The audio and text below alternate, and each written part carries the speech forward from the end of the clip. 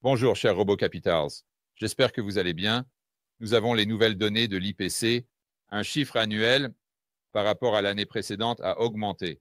Cela soulève donc la question, que fait la Fed maintenant?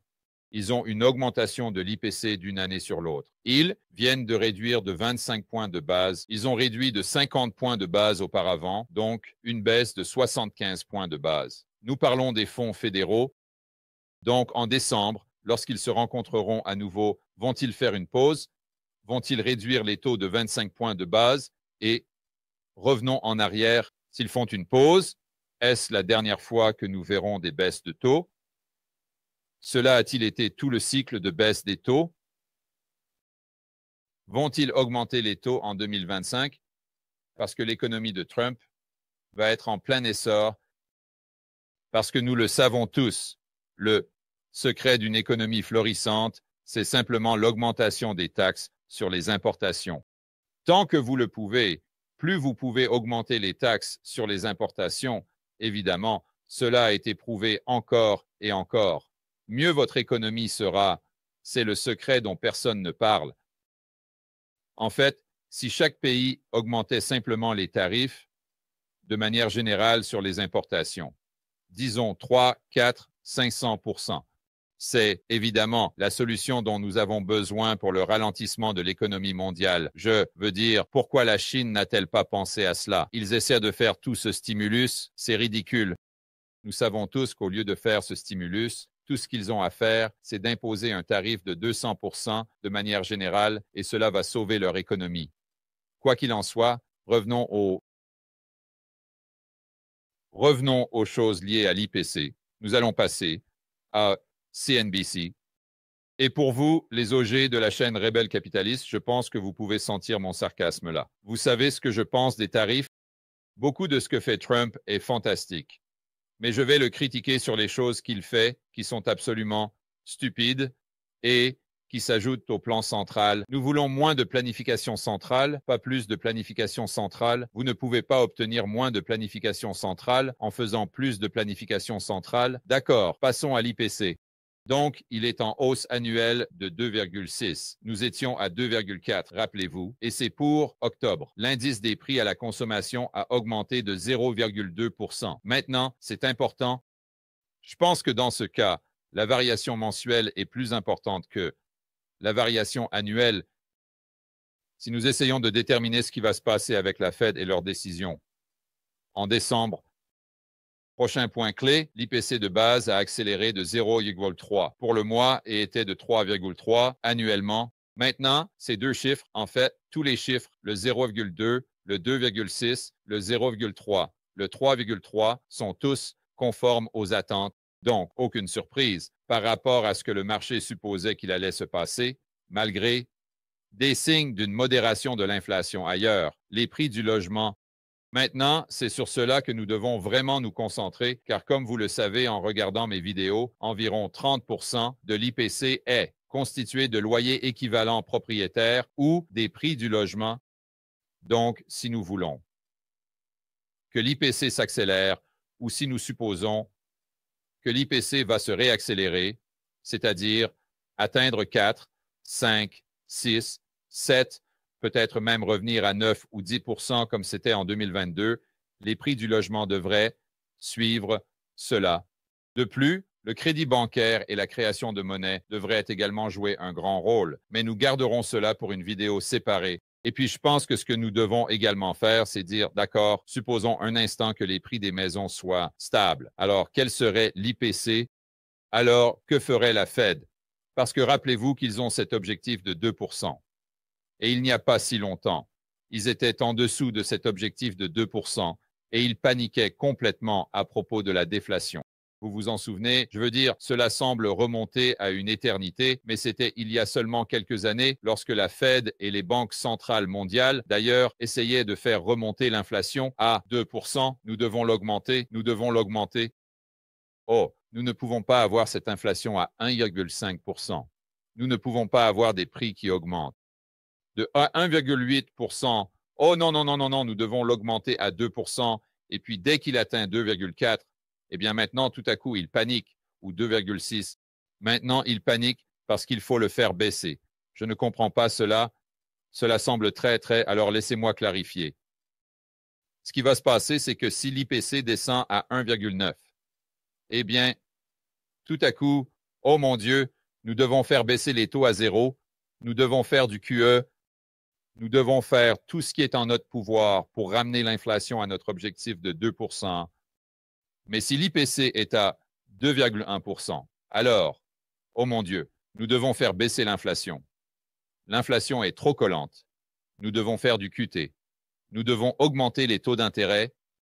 Vous voyez, ce que je fais ici, c'est simplement souligner l'insanité de cet objectif de 2%. Et évidemment, à mon avis, il ne devrait pas avoir un objectif d'inflation stupide et nous ne devrions pas avoir la Réserve fédérale juste en mettant leur pouce sur la balance, pour l'amour du ciel, les taux d'intérêt à court terme. Nous devrions les sortir du jeu. Il est temps que nous passions à autre chose que le gars qui danse la pluie indien. Il ne fait pas pleuvoir. Nous devons arriver à cette conclusion et simplement le mettre de côté, le mettre dans le coin des idiots, puis avancer et dire, d'accord, ayons simplement des taux d'intérêt de marché, puis oublions les planificateurs centraux et nous verrons simplement les signaux que nous recevons, les signaux de prix. Du marché réel, je ne l'appelle pas le trésor à 2 ans, mais au lieu de cela, bien sûr, nous devons nous concentrer sur ces planificateurs centraux comme s'ils étaient la solution ultime, alors qu'en réalité, tout ce qu'ils sont, c'est le magicien d'Oz derrière le rideau. Quoi qu'il en soit, revenons à cela et vous savez, ce sera vraiment intéressant si nous faisons descendre l'IPC en dessous de 2% quant à la façon dont ils vont manipuler le récit, n'est-ce pas? Parce que vont-ils faire si nous y parvenons? Évidemment, ils ne vont pas dire « D'accord, maintenant nous devons le ramener là où il était ». Ce serait ridicule. Alors, comment vont-ils tisser ce récit pour donner l'impression qu'ils sont super intelligents et qu'ils savent ce qu'ils font, même s'ils disent exactement le contraire de ce qu'ils disaient la dernière fois que nous avions l'IPC en dessous de 2%? Et je réalise qu'ils ne se concentrent pas vraiment trop sur l'IPC. Ils se concentrent sur quel est-il, le PCI ou le PCE, quelque chose comme ça. Mais j'utilise simplement l'IPC comme un proxy pour qu'ils atteignent leur objectif, étant en dessous de leur objectif ou au-dessus de leur objectif. Prochain point clé, les gains horaires moyens ajustés à l'inflation pour les travailleurs ont augmenté de 0,1%. Pour le mois, 1,4% par rapport à l'année dernière. Donc, même en les prenant au mot. En ce qui concerne l'IPC comme reflet des prix réels, les salaires réels sont négatifs. Donc, le salaire nominal augmente de 1,4. D'accord, super. Mais si vous allez faire confiance aux chiffres, c'est toujours en dessous du taux d'augmentation des prix. Cela signifie que le pouvoir d'achat du consommateur se contracte. Comment peut-on entrer dans une réaccélération de l'inflation ou comment l'économie peut-elle être en feu lorsque le pouvoir d'achat du consommateur diminue? Vous m'avez eu. Vous m'avez eu. D'accord. Donc, je veux regarder quelques graphiques différents. Vraiment, le mois par mois, je pense, est clé. Voici ce que vous pouvez voir en ce qui concerne l'IPC 2,6 ou, comment l'appellent-ils, l'IPC de base. Ils ont l'IPC de base, ils ont le PCE. Ils ont toutes ces choses. C'est à 3,3. Vous pouvez voir la tendance à la baisse, légèrement augmentée. Ce que je voulais souligner ici, c'est que le coût des véhicules a augmenté de 2,7%. Je pense que c'est intéressant. Les tarifs aériens ont bondi de 3,2%. Ou les œufs en baisse de 6,4%. Eh bien, c'est une bonne nouvelle. Je ne peux pas. Encore une fois, l'essentiel est que le pouvoir d'achat est en déclin. C'est tout ce sur quoi nous devons vraiment nous concentrer. Écoutons Hélène Zentener, économiste en chef, Morgan Stanley. Aucune surprise de l'IPC. Jusqu'à présent, la Fed devrait être sur la bonne voie pour réduire à nouveau les taux en décembre.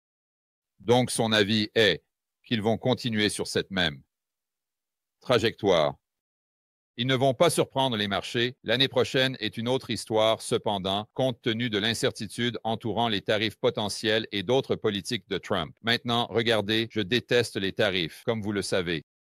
Et je pense que c'est la chose la plus stupide que Trump ait jamais pensée ou l'une des choses les plus stupides. Mais vont-ils créer une inflation massive des prix à la consommation? Probablement pas. Probablement pas. Et Maintenant, vont-ils augmenter les prix des choses que vous achetez chez Walmart, Home Depot? Je suis sûr que ça le fera. Mais si le pouvoir d'achat n'augmente pas, alors, et je le dis tout le temps dans ces vidéos, il faut voler Pierre pour payer Paul. Donc, si les choses chez Walmart, Home Depot, Target augmentent en prix, eh bien c'est bien, mais votre salaire n'augmente pas. Donc, si vous voulez acheter ces choses, eh bien c'est bien. Mais cela signifie simplement que vous avez moins de votre salaire pour acheter d'autres choses et cela impacte ces autres entreprises, ironiquement des entreprises nationales. Et que doivent-elles faire? Eh bien, elles doivent licencier des travailleurs. Ils licencient des travailleurs. Disons que le taux de chômage augmente, la demande agrégée diminue. Et donc, vous obtenez une demande en baisse dans tous ces endroits qui ont les choses dont les prix ont réellement augmenté.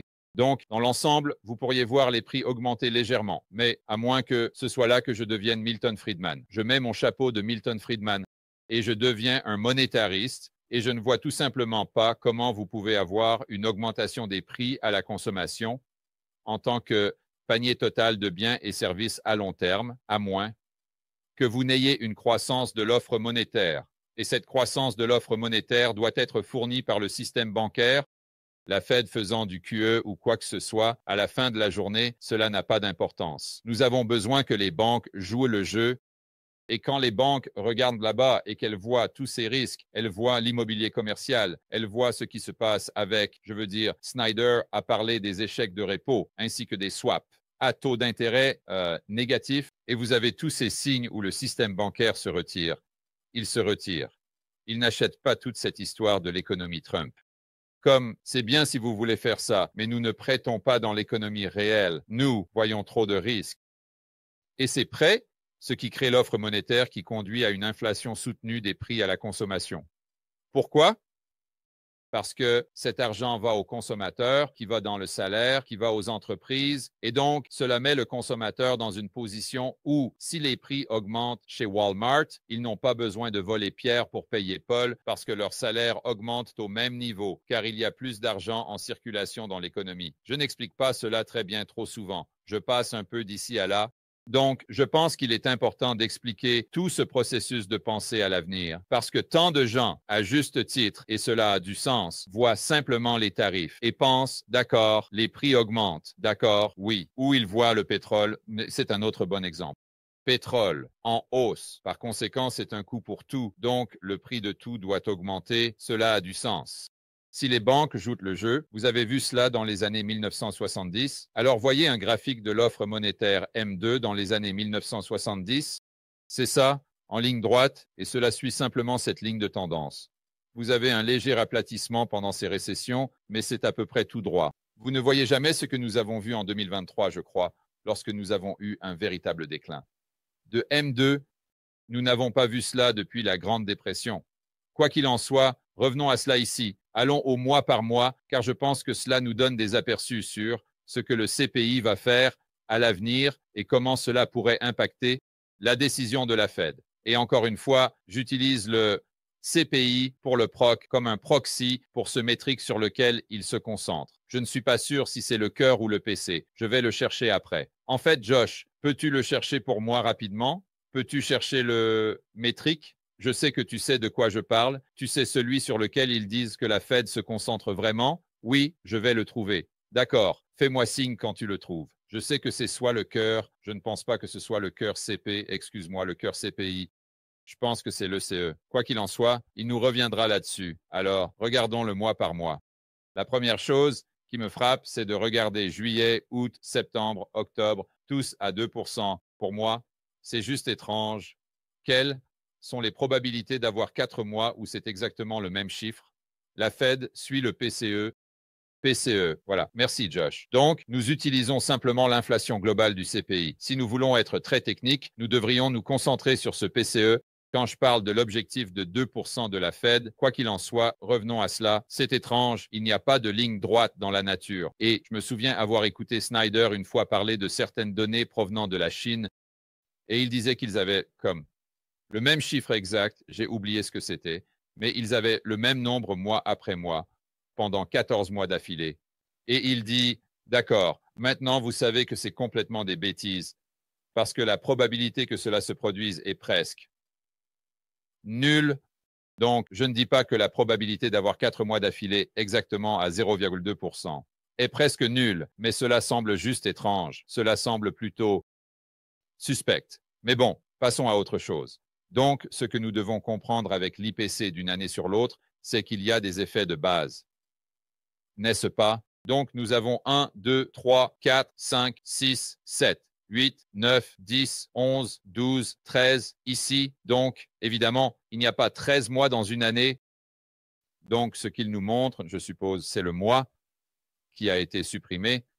Donc, ils utilisent les 12 derniers mois. Donc, s'ils utilisent les 12 derniers mois, alors, évidemment, octobre 2023 a été supprimé. Et maintenant, ils utilisent novembre 2023 jusqu'à octobre 2024. Maintenant, je ne sais pas s'ils utilisent une sorte de formule ou d'algorithme. Quand je les additionne, oh, tu sais ce que c'est. Je parie que c'est ça. Parce que quand je les additionne parfois, les 12 derniers mois, on n'obtient souvent pas le chiffre exact. Parfois, c'est juste légèrement décalé. Mais c'est parce que je pense que le chiffre principal prend un autre chiffre décimal et ensuite arrondi vers le haut ou vers le bas, où nous n'obtenons pas ce chiffre décimal supplémentaire ici. Je pense que cela pourrait être la variation, mais l'essentiel est de mettre en évidence les effets de base. Donc, nous avons un 0,1 passant à un 0,2. Donc, cela va ajouter au ça, 0,1. Et voyons. Donc, ce n'est pas l'intégralité de « je devrais revenir en arrière et voir ce qui a été supprimé auparavant ». L'essentiel est qu'à l'avenir, nous devons vraiment nous concentrer là-dessus parce que regardez ce qui s'est passé en février, mars, ou même retournons simplement en janvier où nous avons eu une montée de 0,202 jusqu'à 0,3, jusqu'à 0,4, jusqu'à 0,4, puis redescendre à 0,3. Donc, ce qui va se passer, toutes choses étant égales par ailleurs, c'est supposons que nous restions sur cette tendance étrangement linéaire de 0,2 pendant les 3 prochains mois. D'accord, que se passerait-il probablement? Nous allons avoir une baisse de 0,2, donc rien. Une baisse de 0,2, donc rien, parce que nous avons une baisse de 0,2, mais nous ajoutons un 0,2, n'est-ce pas? Donc, on aura une baisse de 0,3, mais on ajoute un 0,2. Alors, qu'est-ce que cela fait au CPI? Vers le bas. Ensuite, nous allons avoir un 0,4 et un 0,4 et un 0,3. Donc, vous allez avoir 4 mois ici, où si le titre, mois après mois, continue d'être à 0,2, vous allez avoir une baisse d'une année sur l'autre. Vous allez avoir une baisse d'une année sur l'autre de manière substantielle. En fait, au point où, disons, vous avez 0,1, je regarde la différence entre le 0,2 et le 0,3. Nous avons 0,1, 0,2, donc nous sommes à 0,3, 0,5 et ensuite nous sommes à 0,6. Donc, si cela continue, au cours des 4 ou 5 prochains mois, l'IPC, tous étant égaux, serait juste autour de 2%. Alors, pourquoi cela importe-t-il? Parce que c'est, et encore une fois, je sais que beaucoup de gens disent « Oh, Georges, tu ne peux pas te fier aux chiffres du gouvernement, cela sous-estime l'inflation » et je suis tout à fait d'accord et je comprends. Mais la raison pour laquelle nous devons nous concentrer sur ces choses, c'est ce que la Fed examine. Donc, si nous essayons de... C'est ce sur quoi le marché évolue. Donc, si nous essayons de comprendre ce que le marché pense, parce qu'à la fin de la journée, peu importe ce que nous pensons lorsque nous construisons notre portefeuille et faisons des investissements ou des paris ou des échanges, etc., peu importe ce que nous pensons, ce qui compte, c'est ce que le marché pense. Nous devons commencer par nous concentrer là-dessus. Donc, même si cela sous-estime, je pense que la tendance est globalement correcte. Et nous savons que le marché va se baser là-dessus et que la Fed va prendre des décisions en fonction de cela. Donc, nous devons y prêter attention. Donc, ce que cela me dit, c'est que la probabilité que la Fed fasse une pause, ou disons simplement que faire une pause avant d'atteindre leur taux neutre est très faible, et au moins pour les 5 à 6 prochains mois. Donc, je regarderai ce que le marché prédit en ce qui concerne les fonds de la Fed en ce moment. Excusez-moi.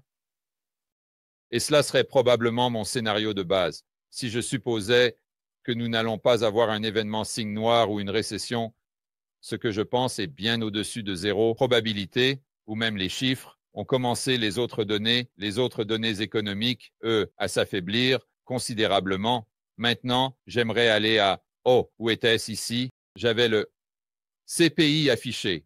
Oh, vous savez quoi? C'était celui-ci, une page BLS différente. Donc, comme vous le savez, j'aime toujours regarder l'histoire, voir ce qui s'est passé dans le passé et examiner les cycles passés, les cycles de baisse des taux de la Fed, comme exemple. Et nous savons que le dernier grand cycle de baisse des taux que nous avons eu était, pendant la crise financière mondiale, je ne sais pas si vous voulez compter la maladie Servasius, mais vraiment la crise financière mondiale. Et je pense que c'est fascinant de voir ce qui est arrivé à l'inflation des prix à la consommation de la fin de 2007 à 2008. D'accord? Parce que si nous réfléchissons, je demandais à vous, qu'est-ce qui s'est passé avec l'inflation des prix à la consommation pendant la crise financière mondiale? Vous diriez, oh, elle a baissé, elle a baissé. Je veux dire, c'était presque la chose la plus proche d'un effondrement déflationniste que nous ayons eu depuis la Grande Dépression. Mais vous ne seriez pas entièrement correct.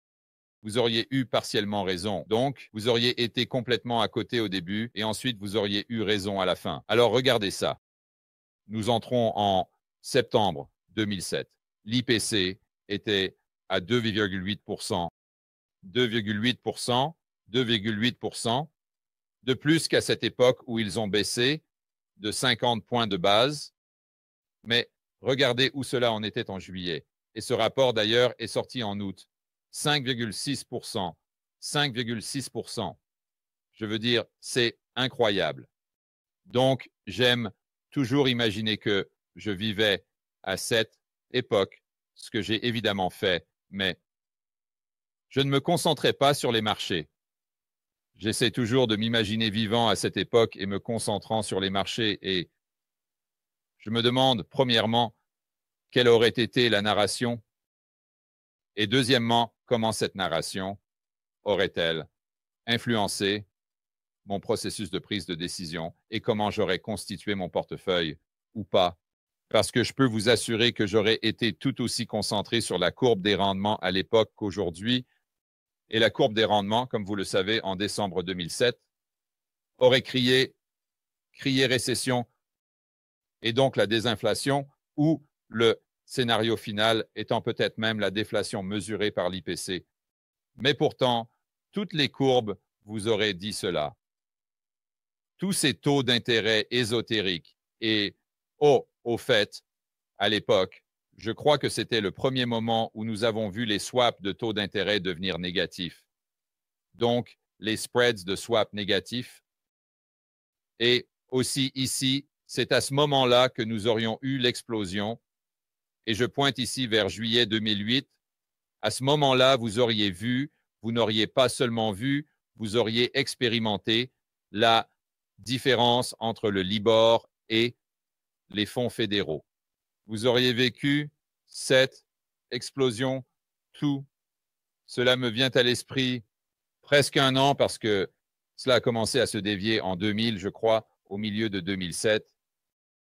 Donc, vous avez cette ligne où ces taux d'intérêt sont juste liés, où ils sont juste liés à la hanche, signifiant le taux des fonds fédéraux et le Libor. C'est l'OP, c'était le taux d'intérêt en dollars offshore par rapport au taux d'intérêt en dollars domestiques onshore, juste du jour au lendemain et du jour au lendemain et non garanti. Oui, du jour au lendemain non garanti. Alors, nous voyons cette divergence où le Libor monte en flèche.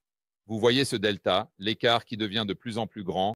Donc, pour quiconque prêtait attention, et cela concerne non seulement Snyder, mais des gars comme Perry Merling, que j'ai mentionné quelques fois sur cette chaîne, l'un de mes préférés, des gars absolument légitimes en ce qui concerne le système bancaire mondial.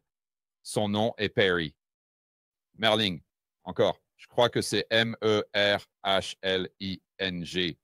Mais ils montrent ces graphiques. Et ils ont dit, si vous prêtiez attention, vous auriez su que les choses allaient absolument mal tourner.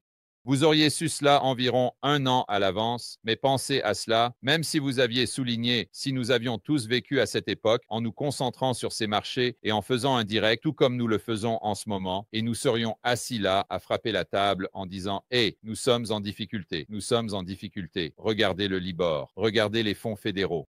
Regardez ça, regardez, vous savez, regardez la courbe des rendements, regardez ces taux d'intérêt. Tout le monde nous aurait dit que nous sommes fous. Parce que nous aurions parlé d'une récession, mais nous aurions également parlé, à plus long terme ou à moyen terme, de désinflation, sinon de déflation, et nous dirions cela pendant que l'IPC passait de 2,8 à 5,6. Donc, pendant, disons, environ 8 mois, 9 mois, nous aurions été complètement dans l'erreur, mais à long terme, évidemment. Si vous aviez prédit la crise financière mondiale, vous auriez eu complètement raison. Parce qu'une fois que nous avons atteint ce pic de l'IPC à 5,6, alors vous savez ce qui s'est passé. Le reste appartient à l'histoire. Puis nous descendons directement à moins 2,1. Un an plus tard, ce qui signifie une déflation de 2,1%. Donc mon point, en présentant ce dernier graphique, est de souligner le fait que lorsque nous traversons les cycles de réduction des taux, il est très courant de voir l'IPC augmenter et il est très courant de voir la partie longue de la courbe des bons du Trésor à 10 ans augmenter également. Donc, je ne dis pas que cela va se dérouler exactement comme la crise financière mondiale. Il n'y a pas de certitude, il n'y a que des probabilités. Mais ce que je dis, c'est que juste parce que vous voyez la partie longue de la courbe augmenter ou juste parce que vous voyez l'IPC augmenter, cela ne signifie pas nécessairement que nous sommes sortis de l'ornière en ce qui concerne la récession et que nous allons voir une nouvelle réaccélération de l'IPC à moyen et long terme. Et je soutiendrai qu'en ce moment, je doute fortement que vous le voyez même à court terme. Pourquoi? Parce que, premièrement, les effets de base dont nous parlions, mais deuxièmement, ce qui est beaucoup plus important, c'est le fait que les banques ne créent tout simplement pas d'argent. Elles ne créent pas d'argent. Et nous ne voyons même pas la croissance de l'offre monétaire que nous avons vue pendant cette montée de l'inflation avant la crise financière mondiale. Et à la fin de la journée, si vous n'avez pas plus d'unités monétaires créées et injectées dans l'économie, peu importe ce que Trump fait avec les tarifs ou d'autres choses, il est très difficile de voir une augmentation soutenue de l'inflation des prix à la consommation au point où elle s'accélère à long terme, similaire à ce que nous avons vu dans les années 70. Et sur cette note, j'aimerais rappeler à tout le monde que même pendant les années 70, lorsque la situation est devenue critique, le taux de chômage a explosé, qu'est-il arrivé à l'inflation ou du moins à l'IPC? Et à l'époque, je pense qu'ils étaient beaucoup plus honnêtes sur la façon dont ils mesuraient l'IPC. Mais le point ici est que lorsque la situation est devenue critique en 74, 75, puis en 80, vous avez vu le taux de chômage exploser, vous voyez la récession. Le taux d'inflation diminue, pas la déflation, mais vous voyez la désinflation. Donc, je suppose que nous aurons de nombreux points clés ici. Le dernier point clé sera que, d'après mes observations des probabilités ici, je ne vois aucun changement dans la politique de la Fed pour décembre et je ne les vois pas vraiment s'écarter de la décision de ramener les taux à ce qu'ils appellent leur taux neutre aussi rapidement, aussi vite qu'ils le peuvent, sans perturber les marchés. Et de mémoire, je crois que leur taux neutre est probablement autour de 3,5, quelque chose comme ça. Et cela en l'absence d'une récession, de données devenant beaucoup plus faibles ou d'un événement imprévu que nous garderons pour une vidéo séparée. Mais je pense que c'est une probabilité très significative. D'accord, les gars, sur cette note, profitez du reste de votre après-midi. Comme toujours, assurez-vous de vous lever. Pour la liberté, le capitalisme de marché libre, à la prochaine vidéo.